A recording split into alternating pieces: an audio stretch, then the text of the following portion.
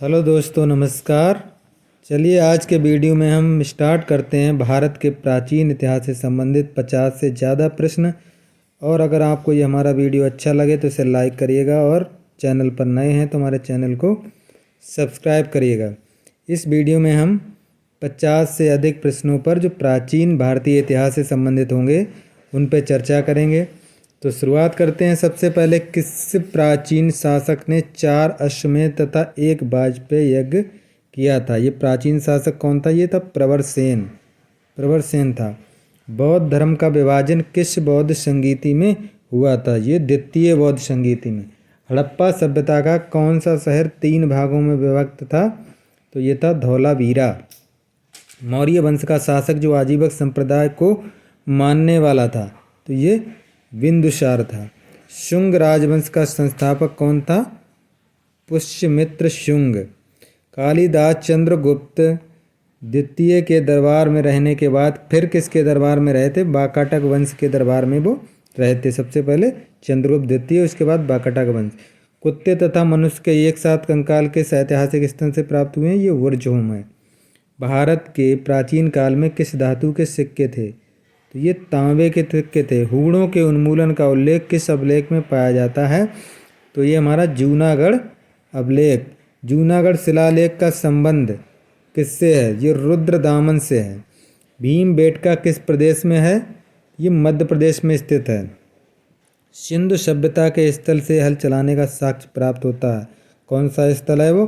कालीबंगा से हल चलाने का साक्ष्य प्राप्त होता है। उत्खनन में गोदी के अवशेष सिंधु सभ्यता के किस स्थान से मिले हैं? तो ये लोथल है। संगम से तात्पर्य तमिल भाषा में विद्वानों की सभाओं से है। कश्मीर का शासक ललितादित्य मुक्तपीठ। ललितादित्य मुक्तपीठ किस वंश से था? तो ये काकेटी वंश से था।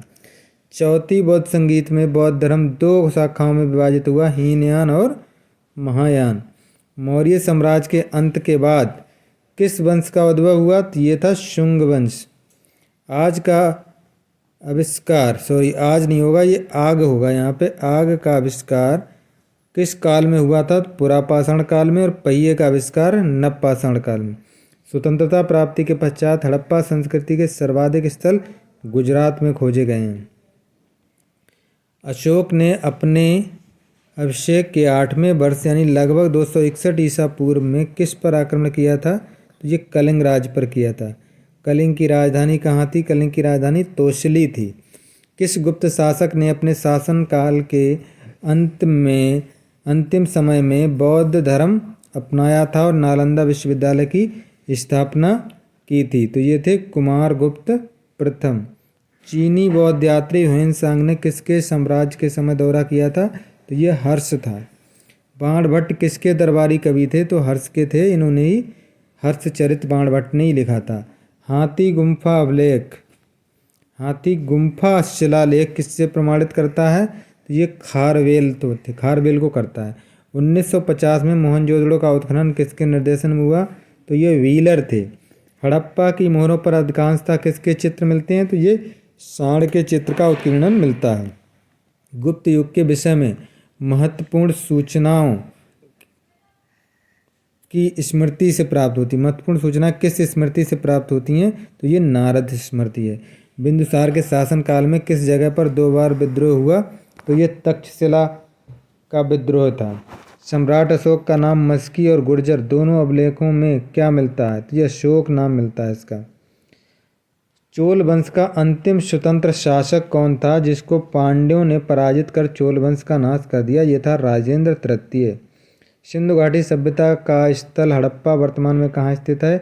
ये पाकिस्तान के पंजाब प्रांत के मांडगोमरी जिले में रावी नदी के तट पर स्थित है।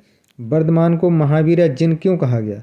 सुख और दुख पर विजय पाने के कारण। जो सुख दुख पर विजय प्राप्त कर लेता उसे जिन या महावीर कहा जाता। महाबलीपुरम किसके शासनकाल में प्रसिद्ध था?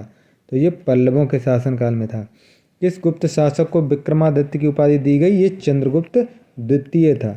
मगध के प्रारंभिक शासक जिसने राज्यारोहण के लिए अपने पिता की हत्या की और स्वयं इसी कारणवश अपने पुत्र द्वारा मारा गया, तो ये अजातशत्रु था।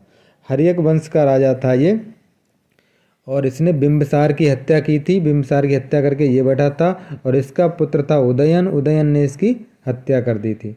बिंबिसार किस वंश का राजा था? ये हर्यक वंश का था। किस वेद में गायन विद्या का सर्वश्रेष्ठ उदाहरण है? तो ये सामवेद है। गायत्री मंत्र का उल्लेख किस वेद में मिलता है? गायत्री मंत्र का उल्लेख जो है वो ऋग्वेद में मिलता है। जब सिकंदर महान ने भारत पर आक्रमण किया तब पूरे उत्तरी भारत पर किस वंश का राज्य था? तो ये मगध साम्राज्य के नंद वंश का था। बृहद स्नानागार हड़प्पा के किस स्थल से मिले? तो ये मोहनजोदड़ो से मिले हैं और ये बहुत ही इंपॉर्टेंट बिल्डिंग है वहाँ की। बिंबिसार ने अपने राजवैद्य जीवक को किस राज्य के राजा की चिकित्सा के लिए भेजा? तो ये अवंती का राजा था। भारतीयों के लिए महान सिल्क मार्ग किसने आरंभ करवाया? तो ये कनिष्क ने करवाया था। प्राचीन काल का महान व्याकरणकर्ता पतंजलि किसके समकालीन थे? ये पुष्यमित्र शुंग के समकालीन थे। अरबी यात्री सुलेमान ने किस पाल शासक को प्रतिहारों और राष्ट्रकूटों से अधिक शक्तिशाली बताया? तो ये देवपाल को बताया। किस बौद्ध सन्यासी के प्रभाव से आकर सम्राट अशोक बौद्ध धर्म का अनुयायी बना था? तो ये उपगुप्त था। बहुत पूछा जाता है। कनिष्क ने 78 ईस्वी में किस संवत को प्रारंभ किया? तो ये था शक संवत, कनिष्क द्वारा प्रारंभ किया गया था। प्रसिद्ध प्रयाग प्रशस्ति का लेखक हरिश्चंद्र था। किस गुप्त शासक के शासनकाल में हूणों का आक्रमण हुआ? तो ये स्कंदगुप्त के शासनकाल में। चोलों का प्रमुख बंदरगाह कावेरी पत्तनम था। ऐतिहासिक नगर जो विजयनगर था, जहाँ के राजा कृष्णदेव राय थे, किस नदी के तट पर बसा था? तो ये तुंगभद्रा नदी के तट पर बसा था। शुंग वंश का संस्थापक, जो रिपीट हो गया, पुष्यमित्र शुंग था। आर्य शब्द का सर्वप्रथम उल्लेख कहाँ मिलता है? तो ये ऋग्वेद में मिलता है। महात्मा बुद्ध को जन्म, ज्ञान और निर्वाण की प्राप्ति कब हुई थी? तीनों काम वैशाख पूर्णिमा को हुए थे। जन्म भी हुआ था, उनकी मृत्यु भी, उन्हें ज्ञान प्राप्ति भी वैशाख के पूर्णिमा के दिन ही हुई थी। जिस वृक्ष के नीचे महात्मा बुद्ध को ज्ञान प्राप्त हुआ उसे किसने कटवा दिया था? शशांक जो राजा था उसने कटवा दिया था। कौटिल्य अथवा चाणक्य किसके मंत्री थे? तो ये चंद्रगुप्त मौर्य के मंत्री थे। मंदसौर अभिलेख में किसका विवरण मिलता है? मंदसौर अभिलेख में यशोधर्मों की उपलब्धियों का विवरण मिलता है। बिंदुसार के शासनकाल में तक्षशिला में हुए विद्रोह के समय अशोक कहाँ का राज्यपाल था? तो बिंदुसार के समय जब तक्षशिला में विद्रोह हुआ था उस समय राज्यपाल ये था कहाँ का? विदिशा का। अशोक विदिशा का राज्यपाल